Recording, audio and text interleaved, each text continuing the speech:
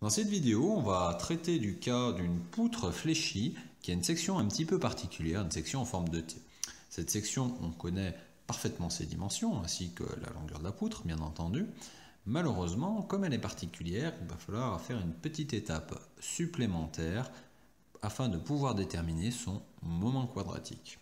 Alors, pour vérifier la résistance de la poutre, il va falloir valider la condition de résistance. La condition de résistance, c'est que la contrainte dans la poutre sigma due à de la flexion doit être inférieure ou égale à la limite pratique élastique. La limite pratique élastique, pour rappel, c'est la limite élastique divisée par le coefficient de sécurité qu'on note petit s afin de ne pas le confondre avec la section notée grand S. Alors, la contrainte à quoi elle est égale? La contrainte d'une poutre fléchie, c'est égal au moment de flexion divisé par le moment quadratique qu'on note IG dans le cas d'une flexion. Donc ce que je vais dire, c'est IGZ, avec l'axe Z ici, la profondeur, divisé par une valeur que l'on note V. Le moment de flexion, il est maximum à l'encastrement. C'est là où j'ai mon risque de rupture. La contrainte va changer tout le long de la poutre. Elle sera maximum là où le moment de flexion est maximum. Et bien l'endroit où le moment de flexion est maximum, il est égal à la force multipliée par son bras de levier, c'est-à-dire F multiplié par grand L. Donc ça, je peux le marquer directement dans ma formule F multiplié par grand L.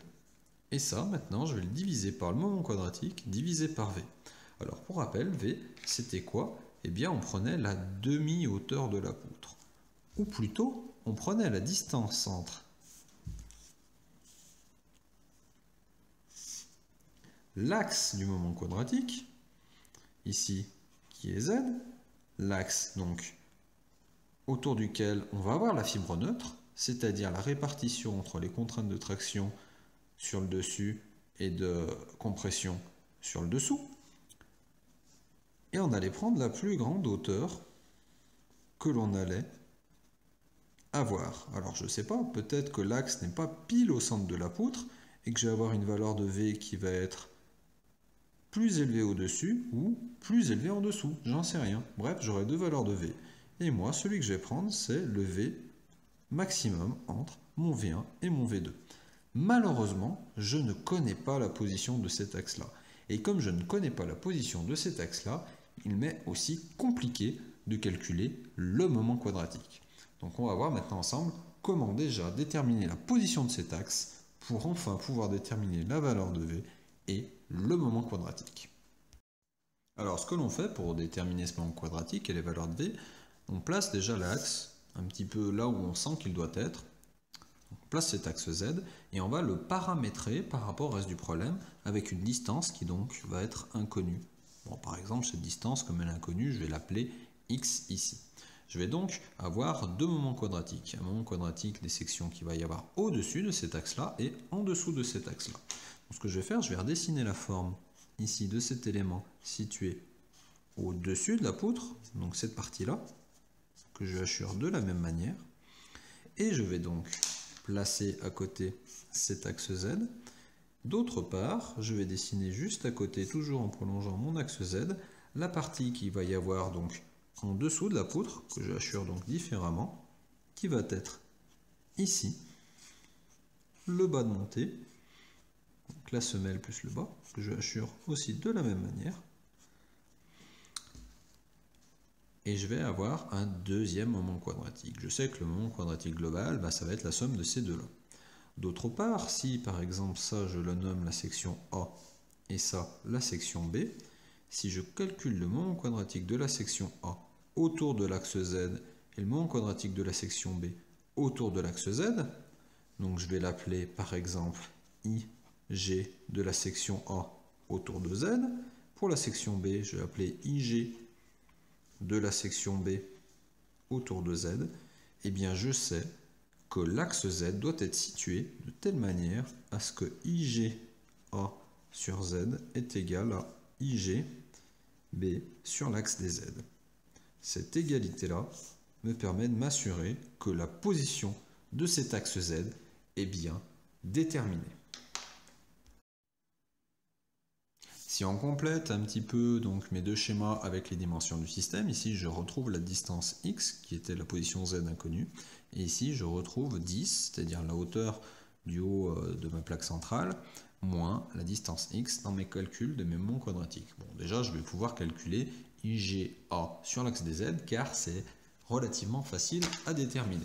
Alors pour trouver ce genre de moment quadratique, il faut que je décompose les sections en sections simples. Il se trouve qu'ici c'est un rectangle, c'est donc une section simple. Je vais localiser le centre de ce rectangle-là et je vais l'appeler U de la section A. Donc le milieu de la section A. Donc le centre de cette section, ici, va nous permettre de calculer le moment quadratique IG de la forme A autour de l'axe UA.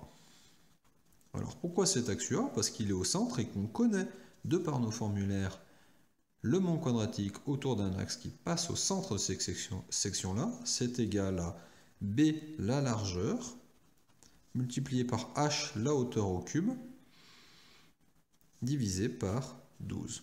C'est de la formule de formulaire.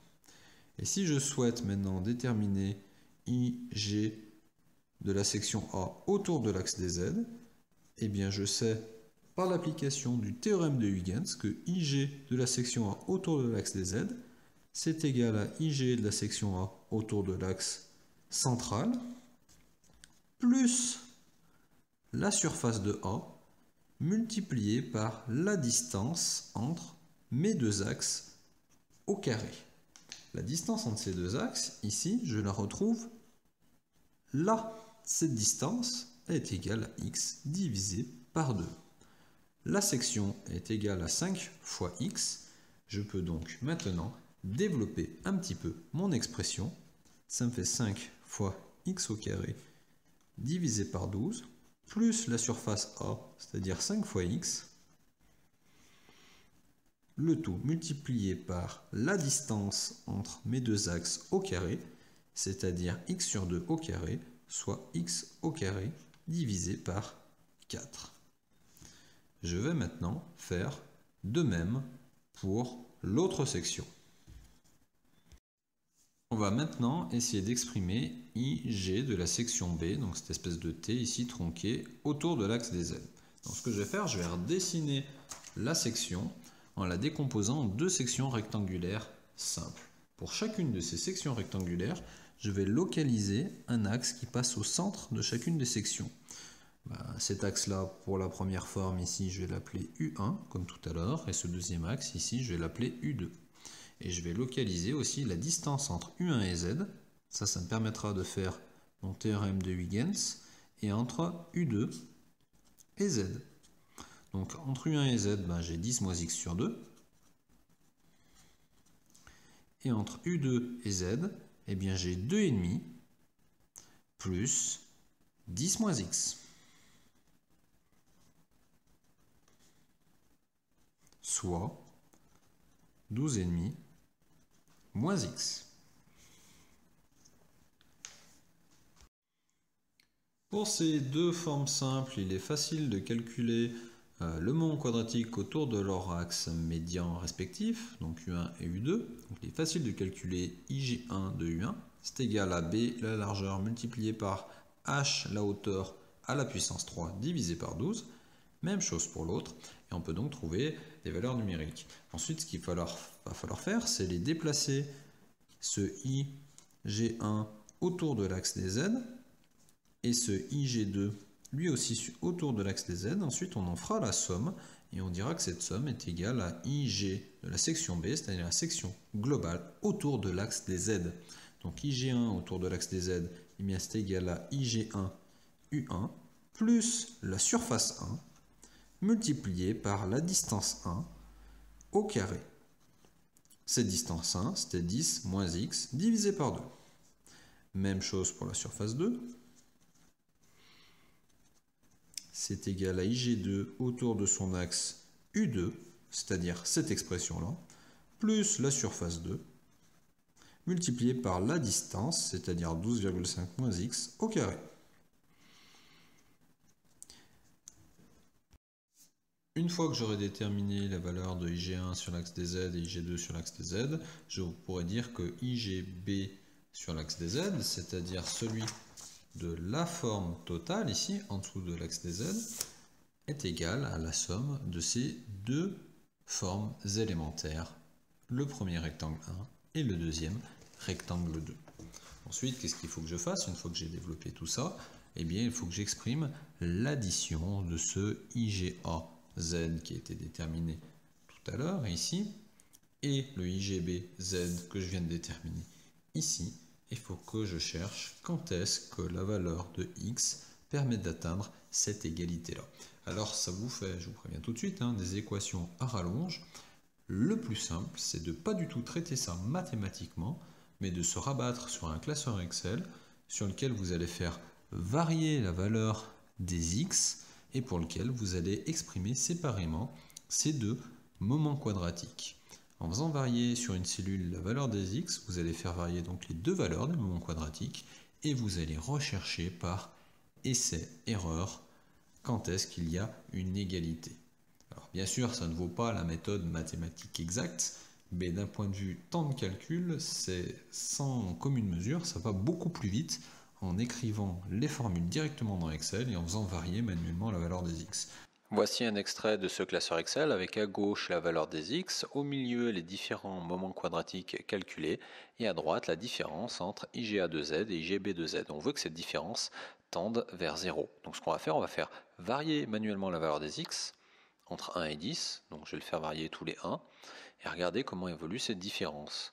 Donc pour l'instant elle est négative, pour une valeur 3, de 4, de 5, de 6, et on voit que ça tend vers 0. 7 c'est négatif, 8 c'est toujours négatif, et quand je tape 9, tout d'un coup je passe en valeur positive. Ça veut dire que la valeur se trouve entre x est égal à 8 et x est égal à 9. Et ainsi par dichotomie, en coupant l'intervalle en deux, petit à petit, je vais converger vers le résultat. Même si c'est pas très mathématique comme méthode, c'est quand même la méthode la plus rapide pour arriver à un résultat. Au final, on trouve x est égal environ à 8,85 mm. Si on revient dans mon problème initial, on cherchait la contrainte sigma qui est égale à f fois L divisé par le moment quadratique autour de l'axe des Z maintenant que j'ai positionné divisé par V.